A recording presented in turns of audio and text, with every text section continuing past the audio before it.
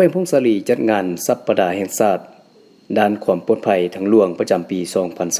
2025 ตอนเช้าของวันที่ 16 พฤษภาคม 2025 นาทีเดินฟาร์มไซของแขวงพงศาลีได้จัดงานสัปดาห์แห่งชาติด้านความปลอดภัยทางหลวงประจำปี 2025 โดยการเป็นเกียรติเข้าร่วมของท่านวิศรเหล่าเมาห้องเจ้าแขวงพงศาลีประธานคณะกรรมการแห่งชาติด้านความปลอดภัยทางหลวงคันแขวงมีท่านบุญพาณิชย์เกียวหุงหัวหน้าแผนกโยธาธิการและขนส่งแขวงพงศาลีทั้งเป็นรองประธานคณะกรรมการแห่งชาติด้านความปลอดภัยทางหลวงคันแขวงมีท่านพลจัตวาคำจันทร์แสงลาวงศ์หัวหน้ากองบัญชาการปกสแขวงพงศาลีรองประธานคณะกรรมการด้านความปลอดภัยทางหลวงคันแขวงมีบรรดาท่านการนำภาครัฐกำลังปกสตลอดฮอดพนักงานรัฐกรนักเรียนนักศึกษาผู้ประกอบการพร้อมด้วยประชาชนเข้าร่วมอย่างล้นหลายจากนั้นท่านบุญพาณิชย์เกียวหุงหัวหน้าแผนกโยธาธิการและขนส่งแขวงพงศาลีทั้งเป็นรองประธานคณะกรรมการแห่งชาติด้านความปลอดภัยทางหลวงสภาพและปัญหาการเกิดอุบัติเหตุทางหลวงอยู่ภายในแขวงพงศาลีในงานสัปดาห์แห่งชาติด้านความปลอดภัยทางหลวงประจำปี 2025 ภายใต้หัวข้อถนนเพื่อชีวิตขับรถช้าชีวิตยืนยาวที่ได้จัดขึ้นอยู่แขวงพงศาลีในครั้งนี้ซึ่งหลายประเทศในโลกแม่นจัดทุกๆปีระยะพันมาฮอดปัจจุบันปัญหาการเกิดอุบัติเหตุตามทางหลวงอยู่เฉพาะแขวงพงศาลีในแต่ละปียังมีอัตราสูงแสดงออกในระยะปี 2021-2024 ทั่วแขวงมีอุบัติเหตุเกิดขึ้นทั้งหมด390 ครั้งมีผู้ถึกขอให้เสียชีวิตจำนวน258 คนพาหนะเปเพ491 คันมูลค่าการเสียหาย8,841,041 กีบ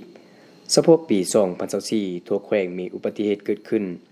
91 ครั้งบาดเจ็บ75 คนเสียชีวิต9 คนยานพาหนะเปเพ148 คันมูลค่าการเสียหายจำนวน2ตื้อกว่ากีบยังบ่รวมคนเสียองค์ในจำนวนพาหนะที่เกิดอุบัติเหตุส่วนหลายแม่นรถจักรห้องลงมาแม่นประเภทรถใหญ่รถบรรทุกและประเภทอื่นๆผู้ขอให้จากการเกิดอุบัติเหตุทางหลวงส่วนหลายแม่นสาวหนุ่มวัยหนุ่มนักเรียนนักศึกษากว่า80ส่วนน้อยและเป็นผู้ที่สามารถออกแห่งงานได้ปัจจัยที่พาให้เกิดอุบัติเหตุแม่นความไวเมาแล้วครับเปลี่ยนทิศทางบ่ป่วยสิทธิ์สิ่งบ่รับประกันเงื่อนไขของยานพาหนะและบ่ปฏิบัติกฎจราจรนอกจากนี้ยังมีผู้ขับขี่จำนวนหนึ่งบ่ได้เรียนรู้เทคนิคการขับขี่บ่ได้เรียนรู้กฎระเบียบจราจรจากนั้นท่านวิศรเหล่าเมาห้องเจ้าแขวงพงศาลีประธานคณะกรรมการแห่งชาติด้านความปลอดภัยทางหลวงคันแขวงกล่าวต้อนรับพร้อมทางยกความหมายความสำคัญงานสัปดาห์แห่งชาติด้านความปลอดภัยทางหลวงและกล่าวเปิดงานสัปดาห์แห่งชาติด้านความปลอดภัยทางหลวงประจำปี 2025 จากนั้นก็ได้ร่วมขบวนยางเพื่อโฆษณาเกี่ยวกับการขับขี่ปลอดภัยซึ่งเริ่มต้นแต่พามไซไปทาง5แยกฮันยุนเจไป5คิวรถเก่าไปทางห้องว่าการแขวงแล้วออกสู่พามไซจุดเริ่มต้นโอกาสนี้มีทานบุญพนิชเกียวหุงหัวหน้าแผนกโยธาธิการและขนส่งแขวงพงศาลีทั้งเป็นรองประธานคณะกรรมการแห่งชาติด้านความปลอดภัยทางหลวงคันแขวงได้สัมภาษณ์ว่าวันนี้ก็แนะนำต่างหน้าให้แก่ทางคณะกรรมการความปลอดภัยทางถนนประจำแขวงก็ได้จัดมีงานสัปดาห์ประจำปี 2025 งานในคราวนี้ก็แม่นเพื่อปลุกจิตสำนึกให้แก่ทั่วปวงชนที่นำใช้รถใช้ถนนให้มีสติระวังตัวในการนำใช้รถนำใช้ถนนให้มีความระมัดระวังเพื่อหลีกเลี่ยงการเกิดอุบัติเหตุ